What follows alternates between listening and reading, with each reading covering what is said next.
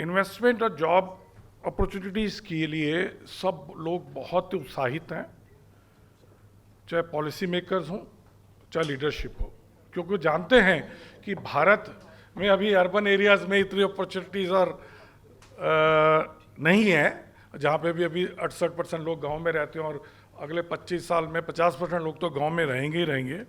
तो अगर आपको भारत की उन्नति करनी है, प्रोफेसर रमेश चंद्र ने बोला, तो कृषि की उन्नति जरूरी है और काफ़ी इन्वेस्टमेंट्स आ रहे हैं, पॉलिसी आ रहे हैं, तो ये बहुत फेवरेबल बात है।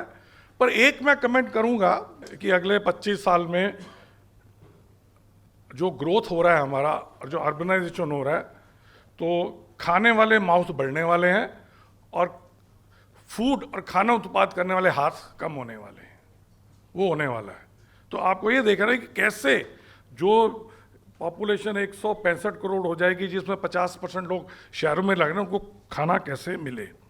अब फूड की बात की जाए, खाने की बात की जाए, भारत विश्व की सबसे बड़ी मंडी है और कंजम्पशन $8 ट्रिलियन की वर्ल्ड मार्केट है, जिसमें भारत 600 बिलियन, मतलब कम बोला जाए तो 50 लाख करोड़ की है और तकरीबन 12-14% बढ़ता जा रहा है हर साल। और फॉर्चुनेटली इसमें जो 50 लाख करोड़ में ऑर्गेनाइज मार्केट, जो पैक ब्रांडेड आटा, गेहूं, चावल या दूध वगैरह बिकता है, उस सिर्फ 7 लाख करोड़ का 50 लाख में से, और उस 7 लाख करोड़ में से भी आधा दूध है, डेयरी है 3.5 लाख, बाकी 3.5 लाख में। बट प्लस साइड क्या, जो इन्वेस्टमेंट्स के लिए और जॉब अपॉर्चुनिटी के लिए ये जो 50 लाख करोड़ की मार्केट है, जिस हिसाब से हमारी पॉपुलेशन, खपत और प्रॉस्पेरिटी बढ़ी है, जो प्रोफेसर रमेश ने बोला कि हम $2,000 से $12,000 हो जाएंगे, तो खाने पे सबसे ज़्यादा खर्चा होगा। तो खाने की मार्केट 50 लाख करोड़ से 170 लाख करोड़ की हो जाएगी 2030 में, 7 साल में, और ये किसान की मार्केट है। और उसमें से तकरीबन 25 लाख करोड़ मार्केट है ऑर्गेनाइज ब्रांडेड फूड की। डेयरी में 3.5 गुना हो जाएगी, 3.5 से तकरीबन 10 लाख करोड़। पर सबसे ज़्यादा जो बढ़ रही है बाकी खाने पीने की चीज़ों में, चाहे सब्जियां हैं, चाहे चावल हैं, चाहे पल्सीज हैं, चाहे तेल है, 3.5 लाख करोड़ से 15 लाख करोड़ तक। तो वो अपॉर्चुनिटी है।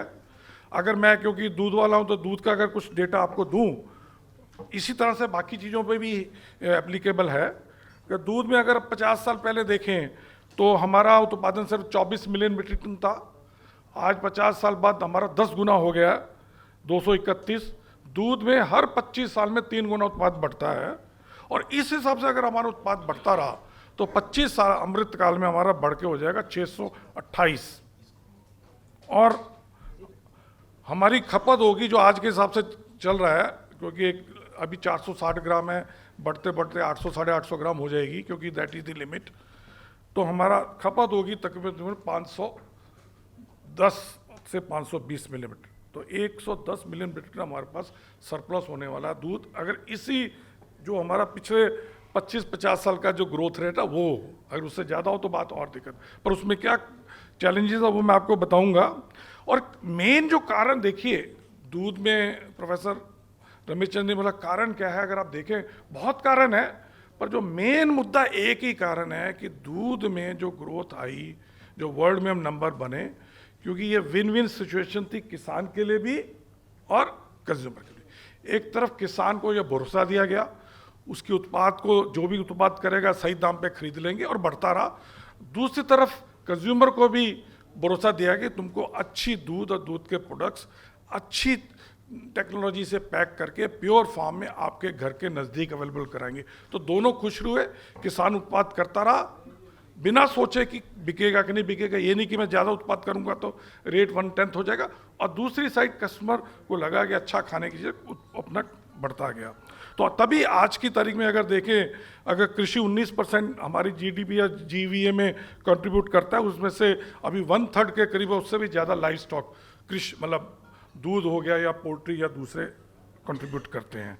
और इसी सब जो अभी, क्योंकि मैंने बोला मैं इनके प्रोफेसर रमेश चंद्र जी का बहुत डेटा रेफर करता हूँ।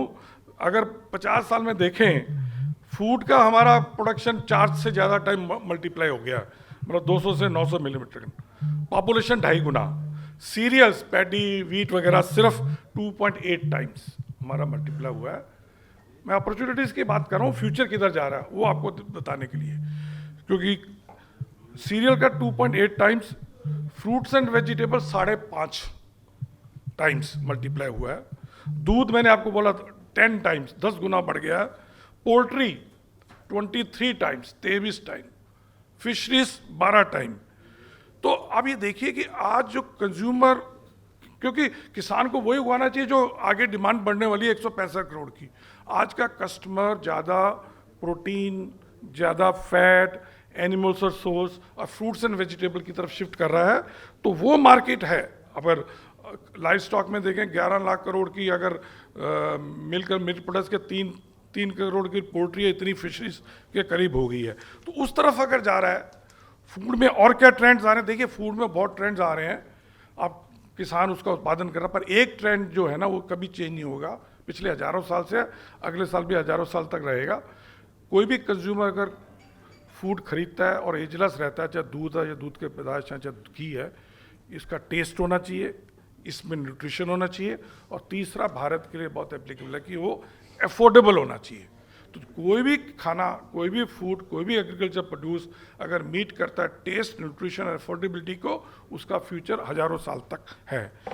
नो डाउट अभी कस्टमर का फेथ ब्रांडेड पैक्ड प्रोडक्ट्स में बढ़ता जा रहा है, पर एक जो बड़ा चेंज हमने देखा, जो बहुत अच्छी बात है, जो ONDC की बात की, और ये कि अभी जो कस्टमर का खाने पीने की चीज़ों में लोकल और रीजनल ब्रांड्स में फेथ ज़्यादा हो रहा है। आज जो नेशनल ब्रांड या इंटरनेशनल ब्रांड है, उनका सबसे बड़ा चैलेंज क्या है कि मुझे कैसे कस्टमर के दिमाग में डालें कि जो मैं आपके पास दूध ला रहा हूँ, जो मैं आपके पास आटा ला रहा हूँ, जो मैं आपके पास, ये लोकल सोर्स करके, लोकल प्रोसेस करके आपके ऊपर।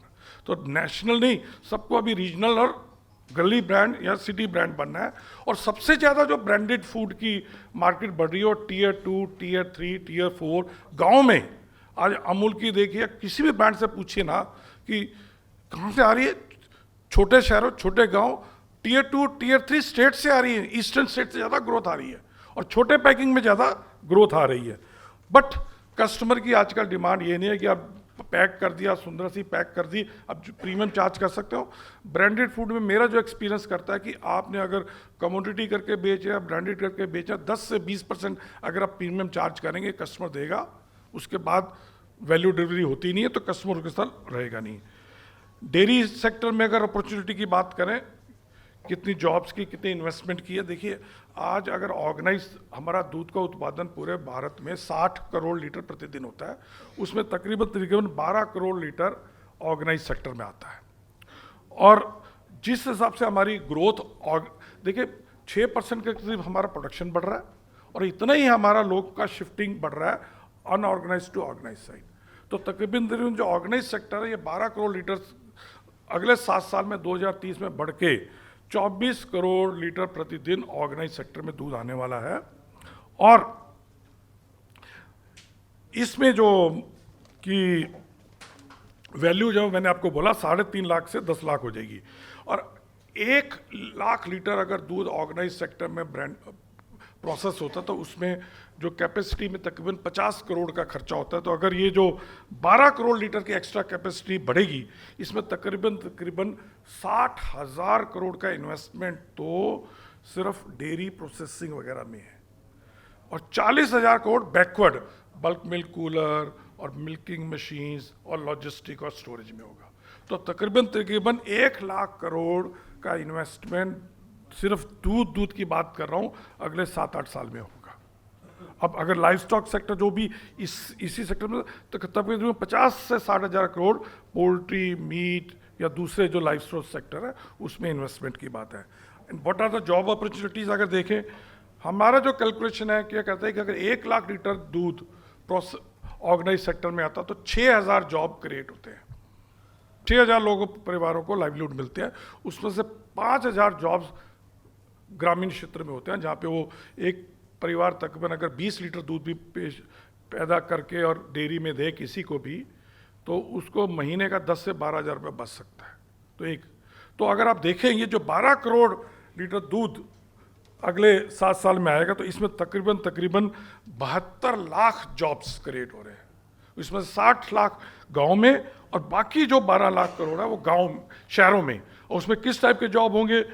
सबसे बड़े तो ऊपर लेवल पर टेक्नोलॉजिस्ट, वेटनरियन, तकरीबन मेरे हिसाब से कम 5 से 10 हज़ार जॉब वहाँ हैं।